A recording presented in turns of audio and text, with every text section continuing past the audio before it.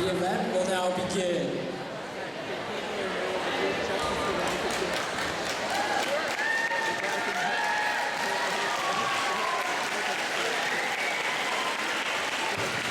Welcome everybody to the New Gen Financial Literacy event hosted by Pennywise Club. I'm your host today, Dan Ta, if you don't know me by now. I'd like to thank all you here for coming today and sacrificing your fourth period. I'd like to thank all of you. So I will now begin the Pledge of Allegiance. Please stand up.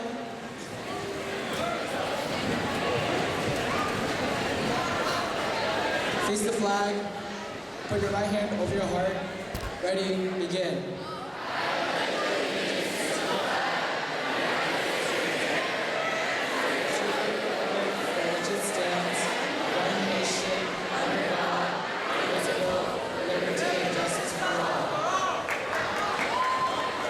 Please take your seats.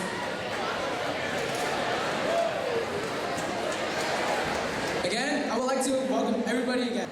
This event received its generous donations and support from Gamble Jones Investment Council, Econolite, AGI Contracting, E-Trade, and Oxford Academy. Without our support, this event wouldn't have been possible.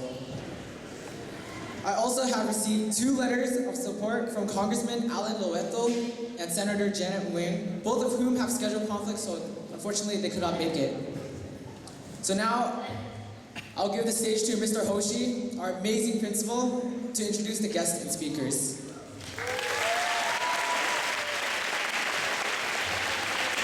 You know, there's a saying from Benjamin Franklin that I think is appropriate for today's occasion.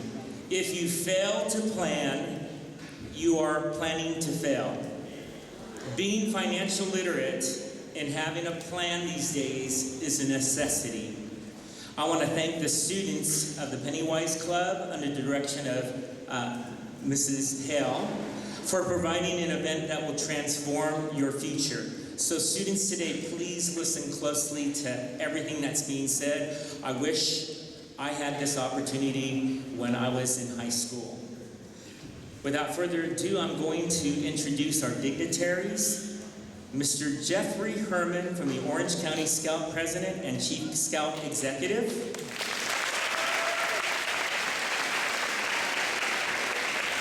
Ms. Cecilia Iglesias from Senator Bob Huff's office. The Mayor of Cypress, Mr. Robert Johnson.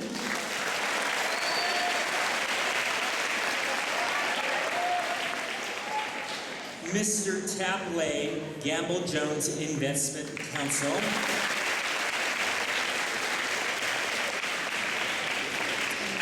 I haven't seen him yet, but Mr. Steve Wongbo, our Oxford Academy Foundation President.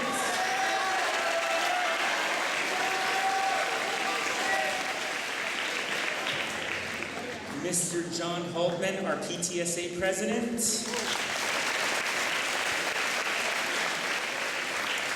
Mr. Sal Sapien from the Kiwanis Club of Cyprus.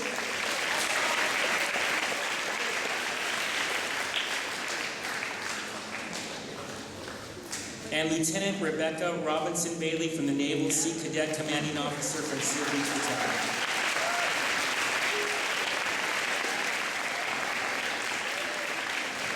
At this moment, I don't know if you guys have actually been officially introduced, but the leader of the Anaheim Union High School District, Mr. Michael Matsuda, will now come forward. He's the leader of our wonderful district, the 31,000 students of the Anaheim Union High School. Let's give him a warm welcome.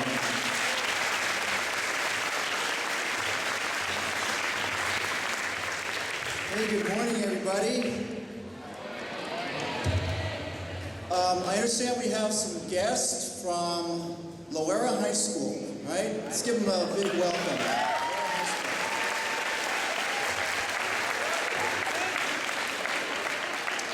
They have a very strong financial literacy program as well. So once again, I want everybody to, I got a chance to meet Dan this morning. I've heard so much about him and everything that he's done.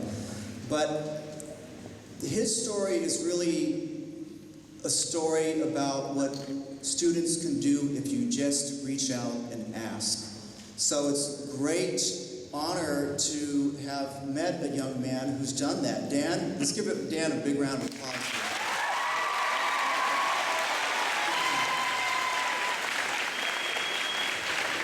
So whether you're from Oxford or Loyola or any of our other schools, this is a great example of what a student voice means and what a student voice can do if we have adults like the folks here who are willing to listen, and all of the teachers too. Let's give our teachers a big round of applause as well.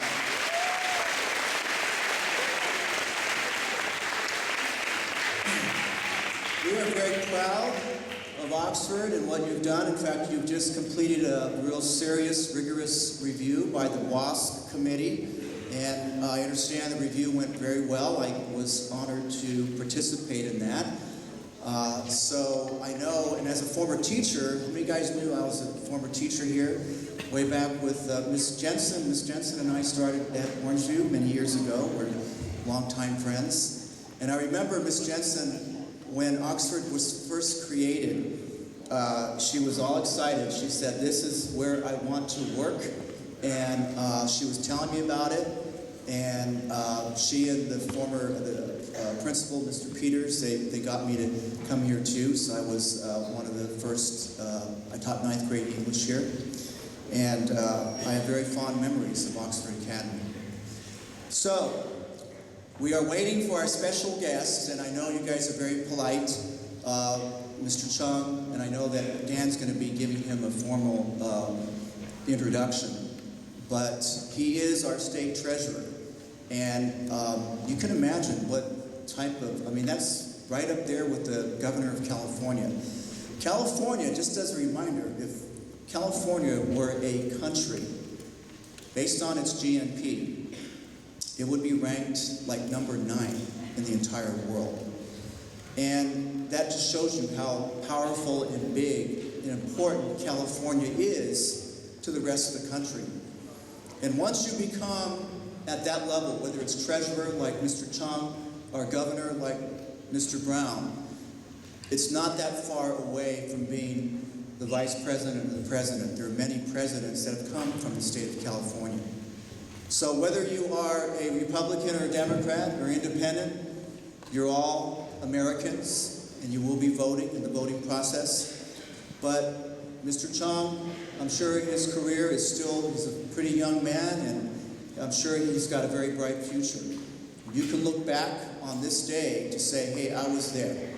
I got to meet the treasurer back when. So this is a very exciting day, no matter what party or what political belief you have. So when he, you know, and obviously he's a busy man and he's a few minutes late, so I know you guys are going to give, and I appreciate your patience here. So as we're thinking too, you should think about questions you might have for him and about your future.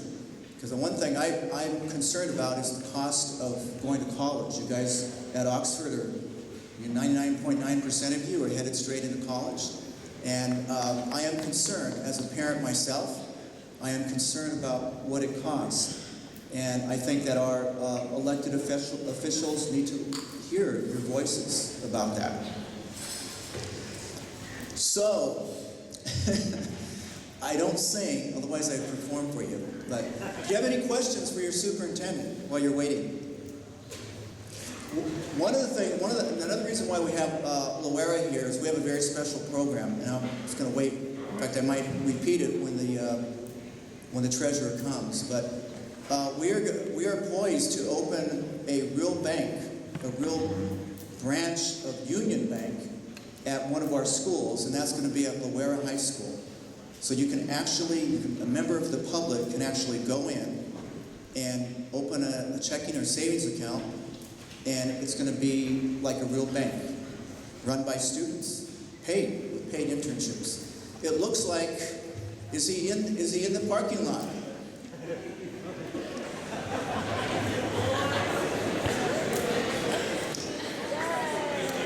Yes, here he is.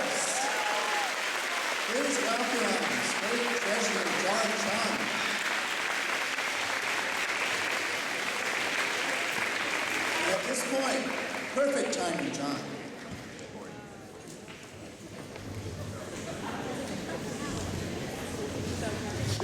I'm going to reintroduce Dan, and you know one other thing I want to say about Dan. Dan is a member of our Boy Scouts, an Eagle Scout, and this project, the Pennywise Club, would not have been possible without the support of our friends in the Boy Scouts for supporting this young man as they do young men across America and achieving their dreams. And one of his dreams was to develop this club about financial literacy. Let's give our friends from the Boy Scouts a big round of applause.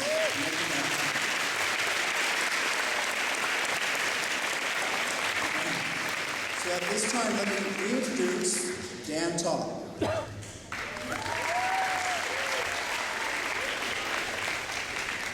Thank you, guys.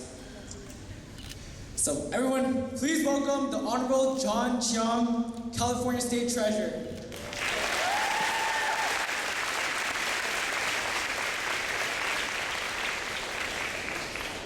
Mr. Chiang is among my top role models and heroes, as I am sure that many of you will be able to relate to his early life. I remember I first met Mr. Chiang exactly 396 days ago. But I didn't get the chance to talk to him until this day. I'm very excited. Nevertheless, it is our highest honor to have you here today. Mr. Chiang is the son of immigrants graduating with honors from the University of South Florida with a degree of finance. He then received his law degree from Georgetown University Law Center. Mr. Chiang started with California government as an elected official in the Board of Equalization in 1998, where he served 2 terms, including 3 years as the chair. He then went to serve 2 terms as the California State Controller, where he fought for transparency. He provided an easy website for us to claim our unclaimed money, which is $3 billion returned to Californians. That's $3 billion with a B, not an A, not a W, or a Z. My dad actually received a $55 check from them, and thank God for that, because I was able to go to winter formal.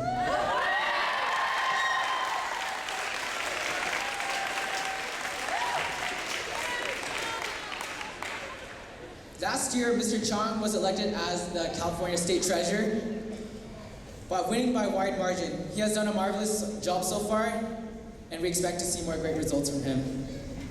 Without further ado, everyone, Mr. Chiang.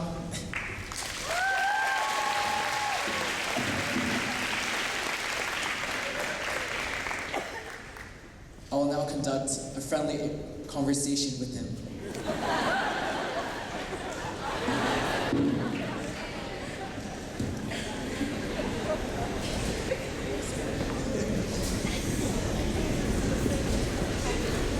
Testing. Okay.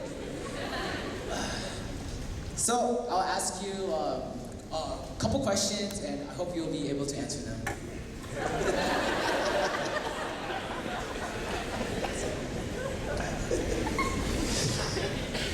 So, since you're surrounded by close to 1,000 high school students today, what were the best moments and opportunities that you had when you were in high school?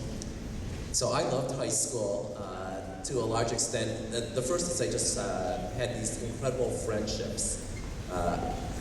And so my parents were, as mentioned, are immigrants who came to this country in the early 1950s, and they made us study a lot. So I was the oldest of 4 kids. We used to have to study 5 or 6 hours a night. The biggest possession I had growing up was a desk, right? And I thought, but it was sort of the anchor. We had to study all the time. So in junior high school, I started to revolt against my parents. I said, and then 7th grade honor ceremony, I got 2 ribbons. I got perfect attendance and straight A's. And then my mom saw that other kids were getting 5 or 6 ribbons, and she goes, how did they get 5 or 6 ribbons? And I knew it was my opportunity for freedom.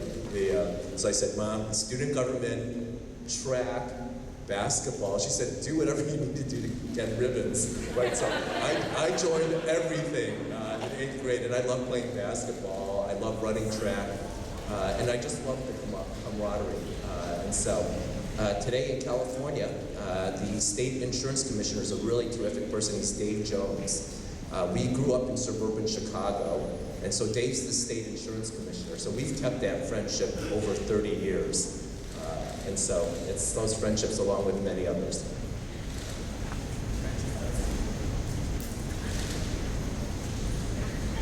Testing. You're perfect. So since you were talking about how camaraderie is especially important to you, if you went back into high school, what would you change? So the hard things are, which actually help you grow. We were the first Asian family in our community in suburban Chicago. So it was hard. We were discriminated against. And so oftentimes we were excluded. People need to learn to celebrate differences.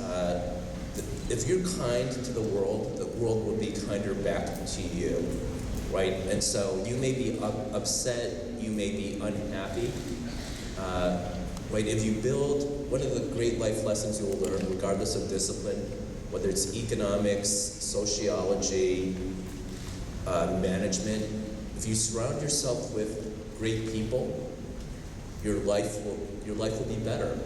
Right? Your life will be spiritually you'll be happier, financially you'll be more successful.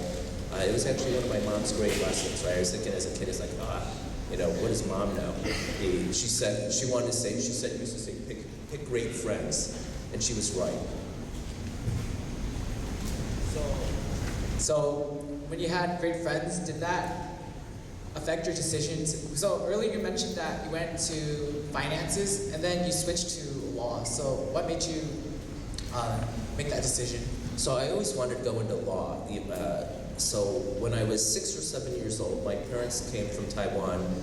Almost every other year we would go back to Taiwan so that my mom could see her family. Her 4 sisters, actually one of them lived in the US, so it'd be 3 sisters and their family, and my grandpa and grandma. So my mom's favorite person was my grandfather, and he was a lawyer. And back in the 1960s, I remember my grandpa one time got paid with a chicken for providing legal services. And I'm thinking, that's great, he's helping poor people. And I thought that was so cool. Now, when my parents were growing up in Taiwan, you used to test your profession. And so to have the highest educational attainment, you would be a medical doctor and graduate from National Taiwan University. So my mom wanted us, all 4 kids, to be doctors.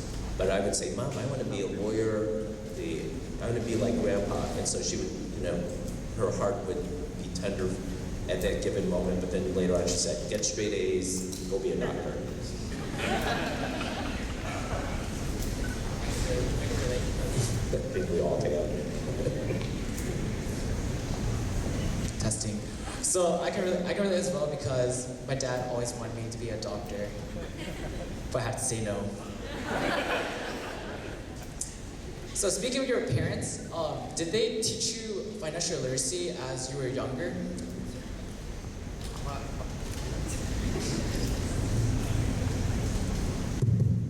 So by practice, so if you want to instill good practices, take action and demonstrate those good practices. So they would share a little bit. When they came to this country, they didn't have a lot of money. And so they were big savers. And so in the 1960s, when my dad was making $16,000 a year, we would go to the bank. And so I have 2 brothers and 1 sister, but there was a big gap between my brother, who was 1 year younger than me, and then my sister, who was 8 years younger than me. So for a long time, it was just me and my brother, who actually is a doctor. And we would go to the bank every week, and my parents would start depositing $1 a week. And then as my dad made a little bit more money, he would deposit $2 a week.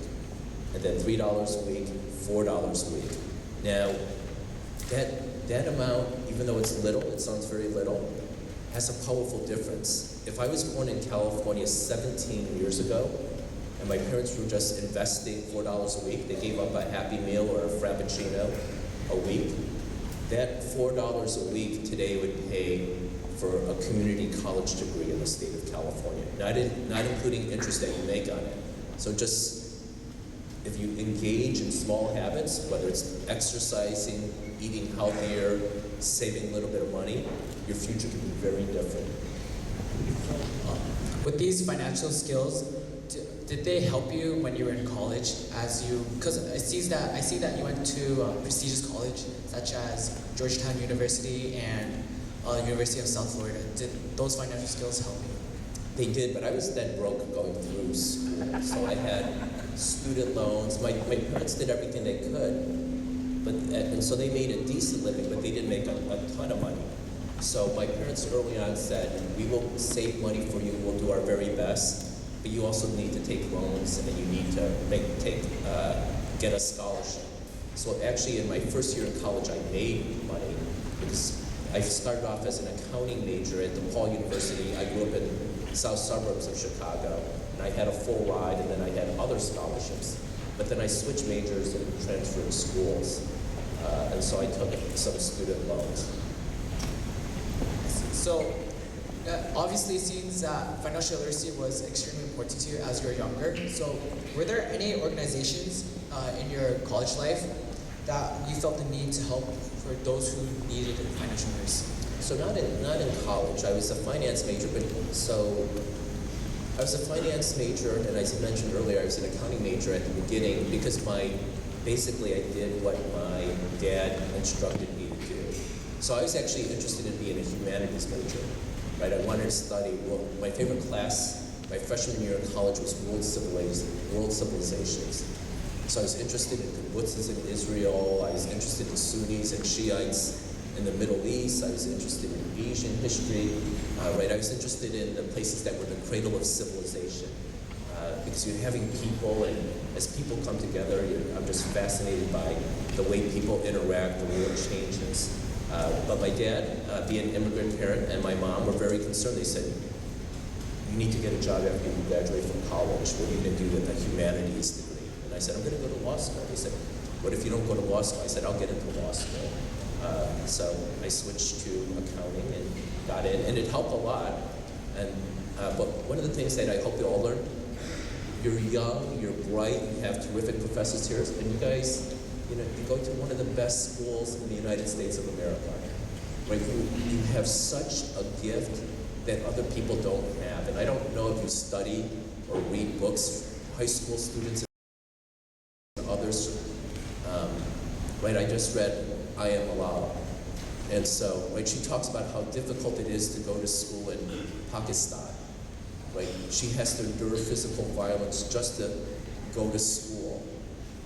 Some of you know of Oprah. Oprah used to talk about women, young ladies in Thailand just trying to get a basic education, and they would have to pay fees that don't seem like a lot to us.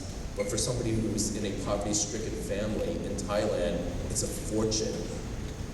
And so we're incredibly blessed, and so you ought to take every single advantage, which you have a lot of here, to learn everything you can, because it helps you grow to be the very best person you can be. So, I'm curious as you were growing up in the East Coast, and then you were studying in the East Coast as well, what made you go all the way to California and do government positions within California? Because I think California has the golden ideal.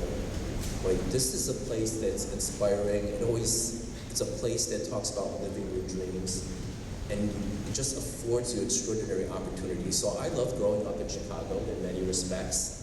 But when the weather's bad half the year, right, you don't get to do what we do all the time. And we have a lot of people, which for some people they may like, for other people don't like. But I love the fact that I get to interact and meet different people from different places who have different ideas. And I like to eat, so I like really good food. So I like the fact that one day I can eat Armenian, Mexican, and Chinese for the 3 different meals. I get great food, right? It's part of the arts and culture. So with our large numbers, with the bounty that is our natural environment, I love California. I love great food too.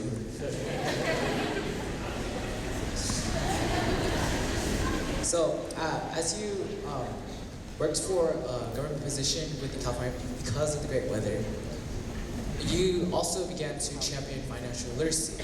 So, what kind of actions have you taken, and why have you championed financial literacy? So I was the first state elected official to do VITA programs, right? VITA is an IRS program which helps people up to a certain income with free income taxes. There are a lot of people who taxes is just far too complicated, and it's understandably so. Between the federal and state tax code, there's over 10 million words they have to try to understand. And even experts in the field don't get it right. And so there are a lot of people who don't have financial resources who didn't take full advantages of the opportunities that the tax code provides. So for instance, if you make up to $52,000, you may be entitled to the earned income tax credit. And so California families used to leave close to $1 million with the federal government, where if they had filed their taxes, they were entitled to a refund. And a few years ago, it was up to $5,000 plus. So when you're thinking that you have families at the poverty level, or even if your median income in California, $52,000 for a single individual, $59,000 for a multiple family household, $5,000 is a lot of money. Right? It may pay rent for a couple of months. It may give somebody the ability to turn on their electricity, or have water flowing, or to put food on the table. And so I wanted to make people's lives better by providing the education, the assistance they could get so they could have a better quality of life. So, would you, with rapidly rising debts, would you raise the poverty line? So yeah, we need to make better adjustments as to what the poverty line is, because we live in California, so it's much more expensive. One of the areas that's a great concern of mine for all of you is, as the state treasurer and I'm the state's banker, I think about life cycle debt. So one of the big issues for you as you're younger is when you go to schools, we know that educational inflation is increasing dramatically. Educational inflation, the percentage is increasing faster than wages that are being earned. And college students today, on average, are graduating with $29,000 worth of debt. So people are delaying further actions in their life until they take care of debt. And then in California, we have over 60% of the most expensive housing metropolitan areas in the United States of America. So once you pay off your debt, or as you're paying off your debt, moving into an apartment, some may be able to move into a house, right? It only puts you further in debt. And so I want to make sure that you can live the quality of life you have or dream of. So I'm trying to make sure that we try to reduce costs so that you won't be saddled with debt for most of your life. Thank you, Mr. Chiang. So now I would like to open the interview to students. If you have any questions, please raise your hand and stand up so we can give the mic to you. If nobody asks questions, I'm going to choose you, right? And then I also want to introduce yourself and tell me what your dream is. So as you go through life, think about what your dreams are and try to take affirmative steps towards your dreams.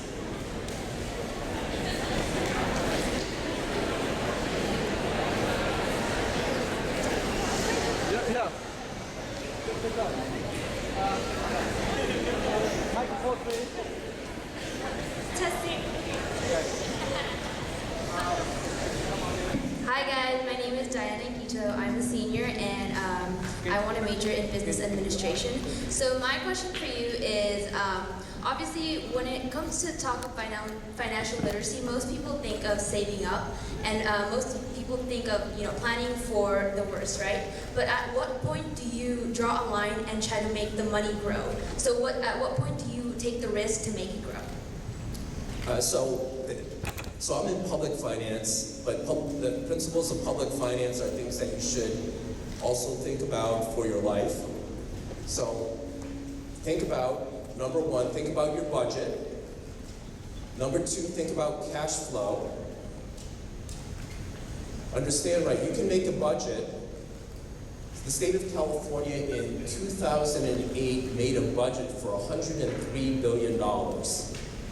Unfortunately, we only collected $88 billion, right? We missed really big.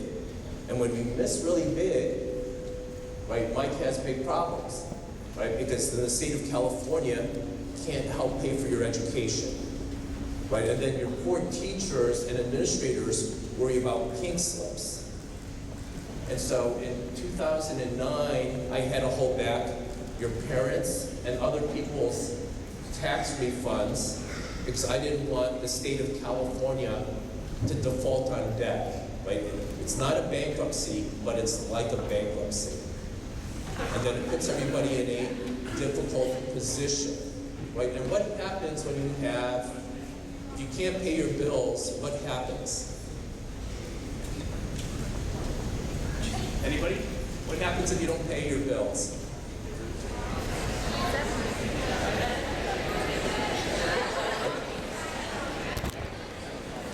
So she said chapter 11, right? So you're on that pathway. But also, right, you start developing bad credit. Okay? And if you get bad credit, what happens? You can't borrow more money. Or actually, yeah, sometimes you can't borrow more money, or sometimes you can borrow more money, but it costs a lot more to borrow. It costs a lot more to borrow, right? So when you borrow money, it's not free, right? Let's say you borrow $10, right? If you have good credit, maybe you only have to pay back $11. If you have bad credit, you may have to pay back $20, right? And the difference between paying back 11 and 20 is 9, but it's really your quality of life, right? That extra $9 that you paid for having bad credit could pay for a meal with your friends, right? I remember growing up, and sometimes the friends would go out, and some of you would feel it, right? It's like your friends asked you to go out, but you don't have any money. Right? It's like where you're buying the cheapest thing on the menu. I used to like to get French fries, even though I wanted a hamburger and French fries. Right? So that's the difference it makes. So you want to make sure that you use your money to develop what you want out of life. So use each dollar, prioritize what's important to you, and then save for those dreams. And then you're young, and I'm going to say it, and I hope some of you remember it.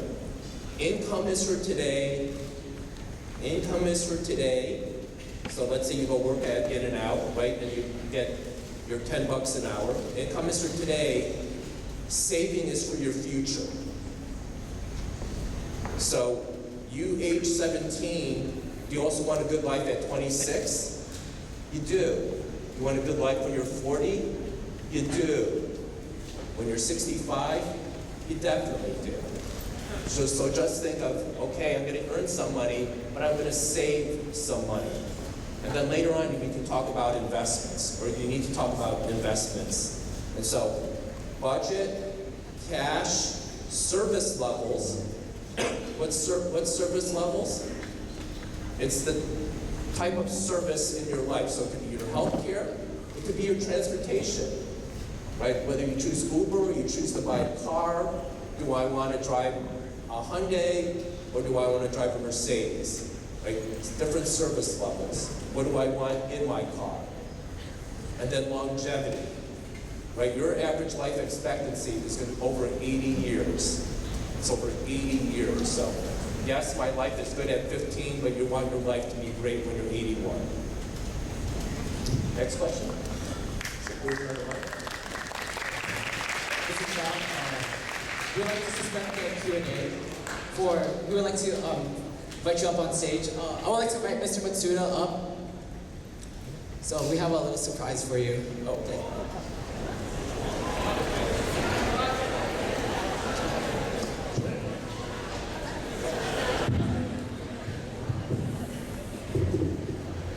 Awkward. Pop quiz. So, no, just on behalf of the Anaheim Union High School District and the Oxford Academy community, we'd like to, I'm very honored to thank our treasurer, Mr. Chiang, for all of his great work and dedication to the people of the state of California, especially for you young people. So, thank you so much, sir. Thank you.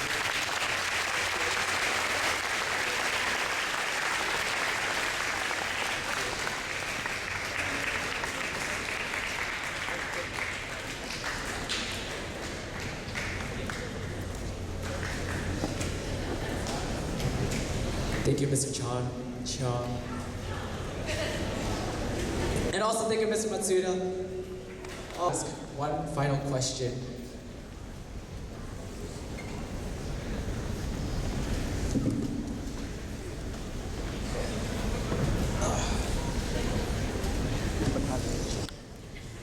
I apologize.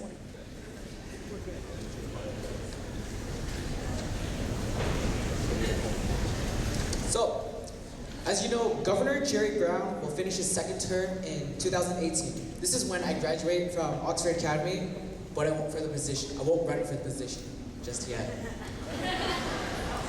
You have excellent credentials. First, elected as a member of the Board of Equalization, overseeing corporate and special taxes. Next, as state controller, the fiscal watchdog. And most recently, our state treasurer, the state's banker. What are your thoughts about running for governor in the future? I'm thinking one of you would be absolutely terrific as the next governor of the state of California.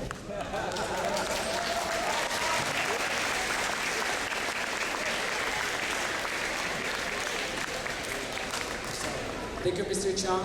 This concludes our friendly conversation.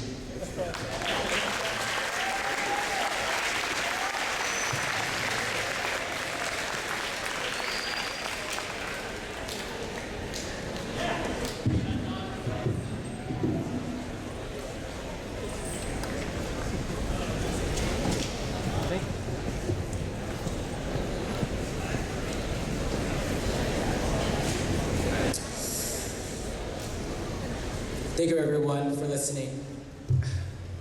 Now, I would like to get to the part where I want everyone to take home some. I would like to introduce Mr. Rick Kagawa, the owner of Capital Resourcing Corporation, a financial advising company, and also a hardcore venture scout advisor.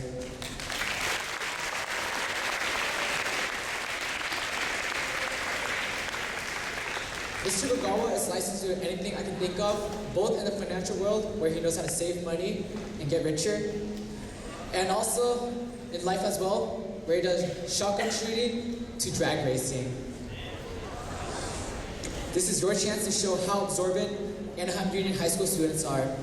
Please give a round of applause for Mr. Rick Kagawa.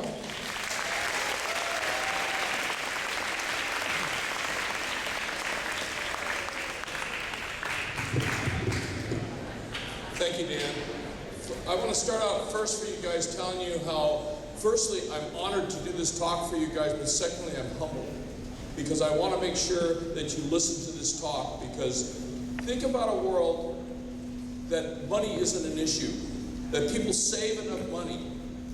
This concept of being financially aware can change the world. What do you think? Absolutely. So I'm going to give you the key pieces that I think will help you. It is not about stocks and bonds, Mrs. Hill. This is about the behavioral finance around money, how you personally behave around money. I have to thank a gentleman named Carl Richards, who does these drawings for the New York Times.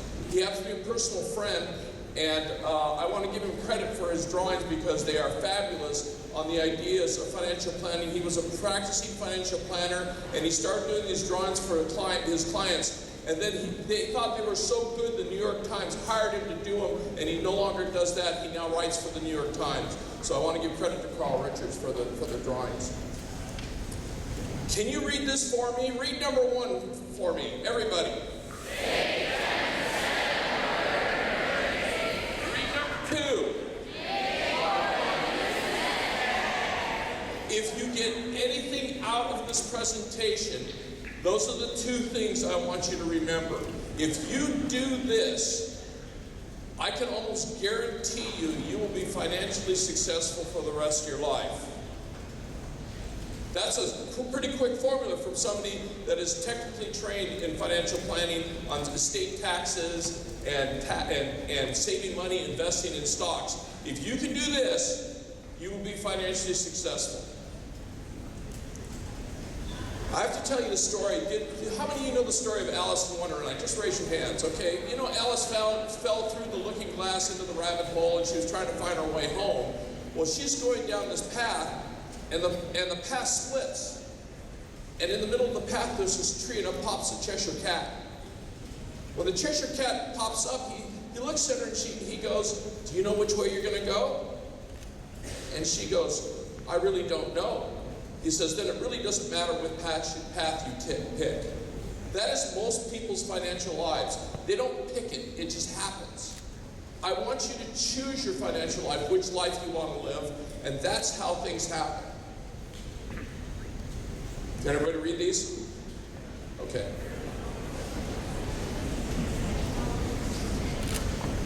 Financial literacy is not magic.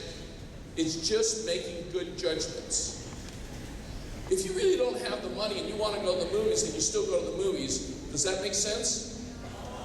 So it's good judgment that makes you successful. And so the magic is, you don't need to not spend money. I'm not saying that you need to be a pauper the rest of your life, but you do make good judgments on when you spend money. Behavioral finance. So I want to change this cartoon a little bit. When it comes to investing, the only goal that matters is yours. The only plan that matters is yours. Because if you follow the star, you will always be successful. How's this? What do you guys think? Don't we all have wants? All right, watch the cartoon. We all do this. You know, I really want it. I really think I want it. And then it comes to, I must have it, I need it. And people just keep repeating this cycle, so you need to know the difference between want and need. These are the elements of financial literacy. Earnings, saving, spending, borrowing, tracking, giving, why giving, and safeguarding.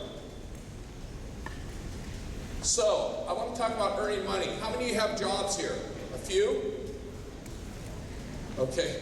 I guess I can raise my hand too, huh? You guys don't need to raise your hands. So, sometimes amazingly, I have seen kids in high school get a job in high school and actually go all the way through to their career. In fact, I actually have an example of that in my own operation. I have a few employees. One of them is 35 years old now currently. He's one of my former Boy Scouts. He's an Eagle Scout. And he has worked for me since he was 16 years old. He's now the heir apparent to my whole operation. So there are jobs out there that you can get that may seem weird, but you can end up being your career. So, possible career paths. You might do something fun. It might not just be banking groceries at a grocery store. And you learn something from having a job. How many of you have jobs out here? Okay. Do you know what those slots, when they take money out of your paycheck, what that means? A job today actually tells you, it will teach you what those paycheck stuff mean. And it may help you learn about bank accounts. How many have bank accounts of your own? About half. Good, good. You have to learn how to use those, and you have to have money to have one, right? Now let's talk about something that I think I know at Oxford Academy is pretty crucial to you guys, and that's your future career.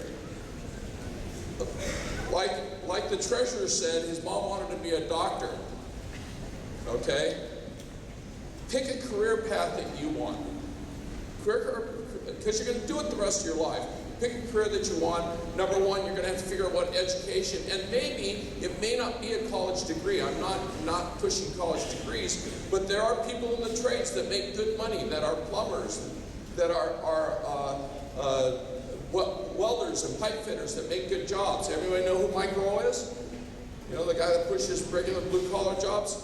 It's a good thing. So let's talk about one of the problems that the Treasurer talked about, John Chiang talked about how much debt load he carried for education. Too many people walk out of their college education with so much debt they can't pay it back.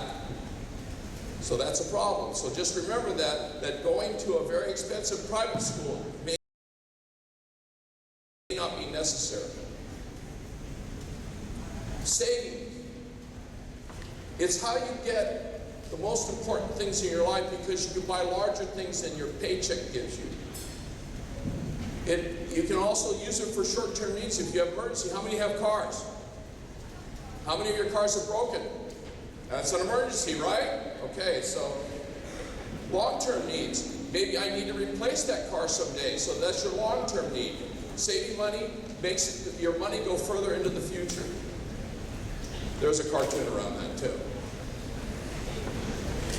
Spending. Do I have to teach you guys how to spend? You all have something now that you want that you don't have now, so spending is part of that. But you have to track what you spend. You have to use your money wisely. You have to be careful with your money so that you don't lose money. How many of you lost money and never got it back?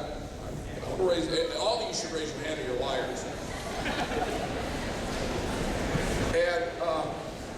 And make smart decisions. When you go buy something, make sure you're getting a good price for it. And smart spending will make your money go further. So that's spending. The spending part, I don't have to teach you much about spending. You're probably pretty good at that already. So am I. What do you think? Borrowing. When you borrow money, you have not only payment, when you pay back, you have principal, which is the original money you borrowed, and interest, because somebody's going to charge you to loan you money. That's how they make money. Banks, that's the key factor. And we all have to borrow. How many can afford to write a check for their car? So we all borrow money to buy a car. Homes, that's even bigger. The worst one today is credit card debt. How many of you actually have credit cards in your wallet? A few students should have too, I'm sure. So, you know, credit cards is easy, especially once you get out of high school. The credit card companies will come hunting for you, especially if you're a college student. So beware, it's easy to drive that credit card right to the moon. Borrowing money is not a bad thing. It's just like spending. You have to control it. Uncontrolled borrow is the same as uncontrolled spending. People that borrow money from their house to go on vacation, not a good idea. So you may you don't own the credit card debt, but your parents certainly do. Tracking. How many of you gone to the movies and thought you had $30 in your pocket and didn't realize it wasn't in your pocket? You should all raise your hands, okay? I'm guilty as everybody else. Tracking is probably one of the most critical parts about money. It's one of the most critical parts about money, because if you don't keep track of it, how do you know how much you have? And so, anyway, let's see. And then where did your money go? Did you lose it? Did you drop it, or just not have it? And so keeping track of your money is extremely important. And Carl, of course, had a great cartoon about that too. You can tell why I use his cartoons. They're pretty applicable. This is the interesting one. Why would I talk about giving? Giving is an interesting fact of life that people feel better when they give money. If you want to feel better, there was a whole Harvard business. Everybody raise your hand that's heard about the Harvard Business School. Harvard School, how many of you want to go to Harvard? You should all raise your hands. But Harvard Business School did a study about how people spend money. If you give a college student money, what do they spend it on? How do you give them $5? $5. What do they spend it on? Starbucks. Starbucks. Their study was, wait guys, the study was they gave $5 to half of the group, they gave $5 to another group and told them to spend it on somebody else. At the end of the day, they were to call back and tell them how they felt about doing that. Guess what they said about the people that gave the money to somebody else? They felt better than the ones that bought something for themselves. So giving is important in life. It's kind of like the grease that gets into ball bearings. If you put a little bit of oil in ball bearings, it makes them roll longer. I think it makes the world go around, giving and helping others. There's ways to give. It's not just money. It's time, talent, and how many of you have volunteered somewhere to do something? The ones that don't have their hands up should eventually figure out how to do this, because you don't have to give money. You can give time, talent, and treasure, right, Mr. Herman? And people who help others are happier. What's more important in life, being rich or happy? Thank you. So think about that. The way you become happy is helping other people. Which way do the arrows in your life you want people to think about you? Give or take. Investing money. Everybody thought this was going to be an investment seminar, huh, guys? Not much, huh? This is about investing. Saving money is different than investing money. That you save for short term, you invest for long term. Anytime you take risks, right, Mrs. Hill, you get return. We talked about that. How many were in the stock class that I did? The stock top. Come on, you guys, raise your hands. Okay, good. You know that investing is long term. Liquidity, how fast can I get my money? If I have a stock, I can get to the money in 10 days. If I have a house I have to sell, how long does it take to sell that? Which one's more liquid? Stock. Okay, and you have to look at that as part of your thing. But if you're willing to give your money for a longer term, you're going to get more money in the long run. Diversification. Diversification. Buy in the stock class, what's diversification, right? The more stuff you buy, the less risk you take. And the monopoly money account. Mrs. Hill's classes, right? You had monopoly money, didn't you? In stock that you got to invest. So I tell you, that's a good practice to understand how investing works. And of course, Carl has a great cartoon about that. Last one, risk management. Insurance, this is basically talking about insurance. If you got your car wrecked, do you think you want another one? You want to get another one? Do you want to pay for it? No. Insurance companies take that risk of wrecking your car and replace it on themselves by you paying them a premium. That's what risk management is. It could be a car accident, it could be a theft, it could be sickness, it could be death, it could be disability. If your parents couldn't work, it'd be pretty disastrous, wouldn't it? So that's what insurance or risk management is for. Important, huh? I love this. This is my favorite one of his cartoons. All right, this is the end of the talk. We're going to do the same thing we did. What's number one? What's number two? You think you guys can do that? This is the only thing I want you to remember. Long term, you're not going to remember me. You're not going to remember anything else. If you remember these two things, you will be financially successful in life. And when money is spent on the good stuff, which is people you love, you will always be in the right place. Thank you very much.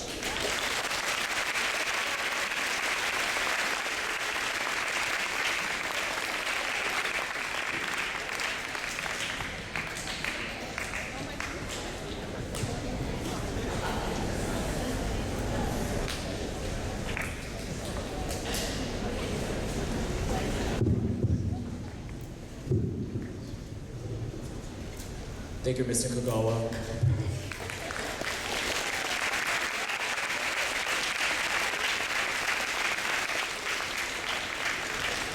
So, do any of you guys have any questions for Mr. Kagawa regarding financial literacy? Oh, it looks like I have to be the mic runner.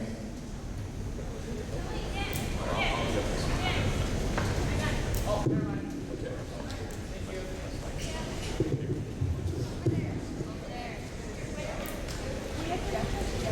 I must must have done a really good job. Only one question. Hi, my name is Jackie. I'm a senior. So this is Oxford Academy. It's a college preparatory school, and I've been here all 6 years. And I've really been under the impression that we need to attend the best school possible after we leave Oxford. But that can't leave us in thousands of dollars of debt. And I'm not sure if that's the best way to be happy later in life if we're spending all this money to repay what we originally did before. So I just want to ask you if you could give us some advice on how we can be financially smart when we get older, if we do choose to pick these large schools that have large sums of money, or if we have other options such as attending community and then switching, because that will save a lot of money. And I feel like this can apply to a lot of us. There's a lot of seniors here, and we have these big problems of picking colleges and looking at prices, and I just think this would be a really good topic to talk about. Thank you for the question. I know that's in everybody's mind here, right?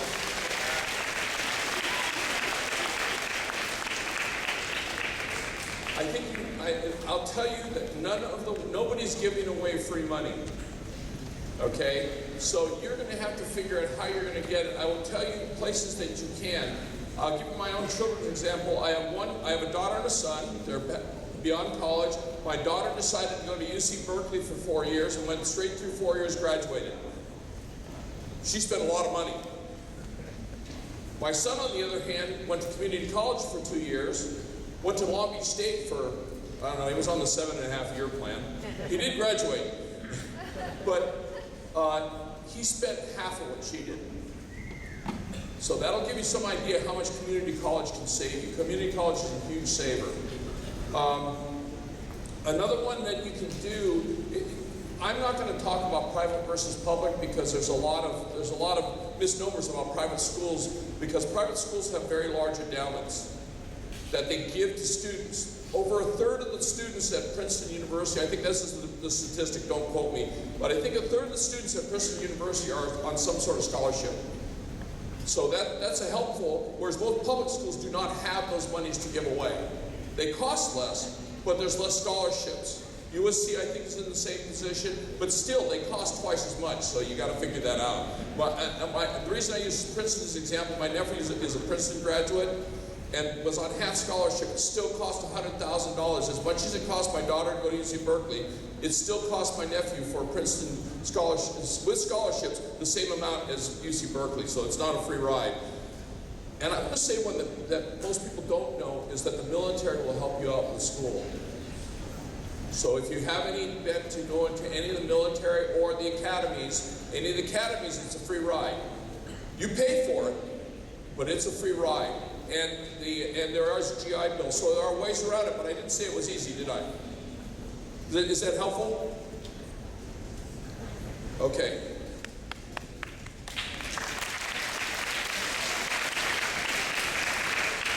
Any other questions? Way up there. Run.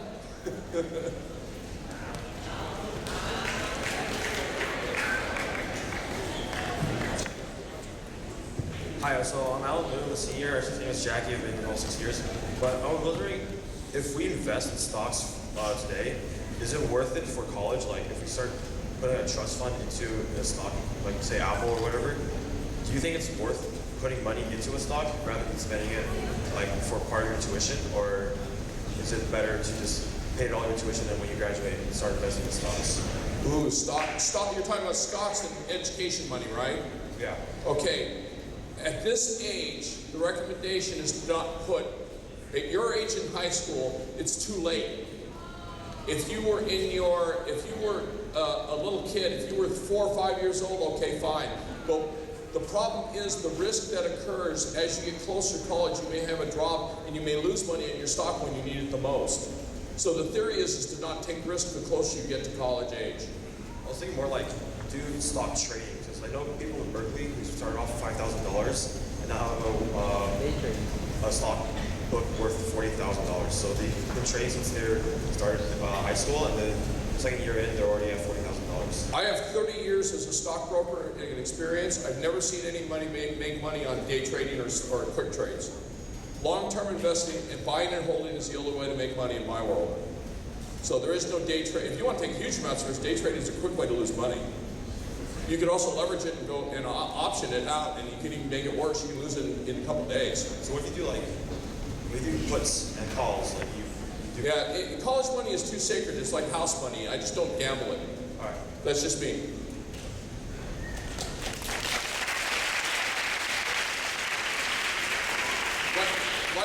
Like I said on the previous question, there is no quick, easy answer to that question. There is no quick, easy answer. For you parents out there, I feel sorry for you if you haven't saved the money, because it makes it very difficult. Anything else? Okay. All right.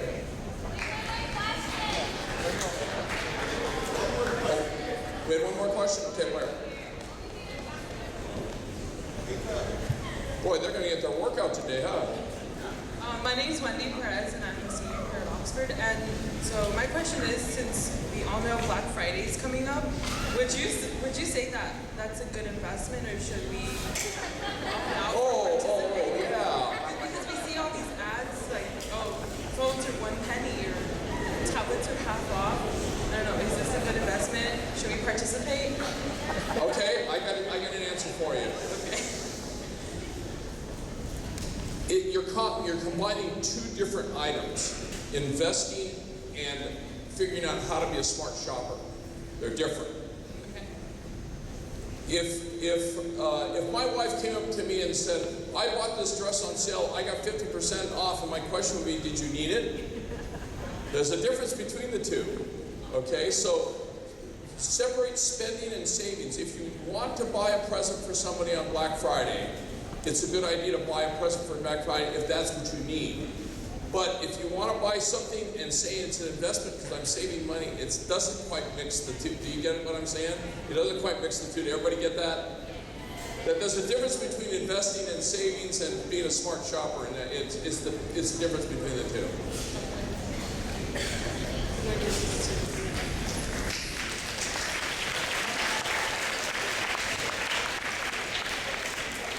Thank you, Mr. Kagawa. I would like to sign up as your manager for a speech tour one day, but my initial commission is low, so don't worry. But now, I hope you know what to do with your parents' money. When you see them tonight, please hug them, kiss them, or perhaps caress them if you feel like that. I'd like to take a picture with everybody here, so can I have everybody stand up and come to the center of the room?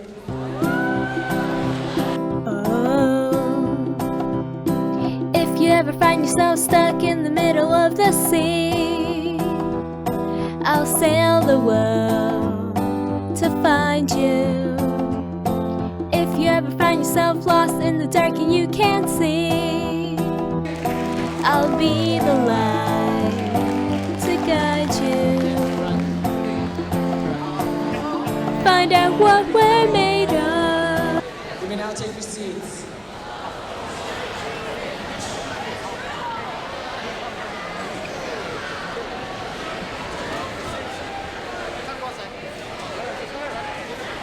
By now, I hope you know what to do with your parents' money. I would like to thank all the speakers and dignitaries for coming here today, and especially Mrs. Hill for giving us unconditional support.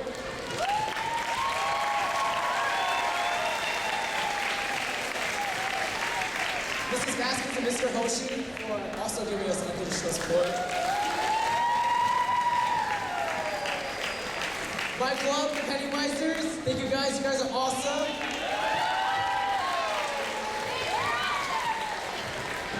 And I would also like to thank AUHSD for helping us set up. Without them, we don't die. The bell's about to ring. Please sit tight, and when you walk back, please walk safely and get rich.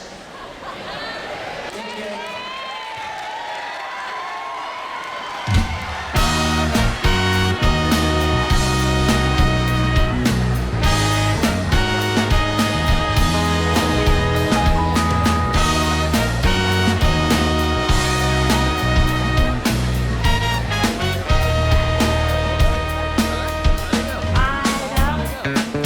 Please let me help you. I want you to know that you can count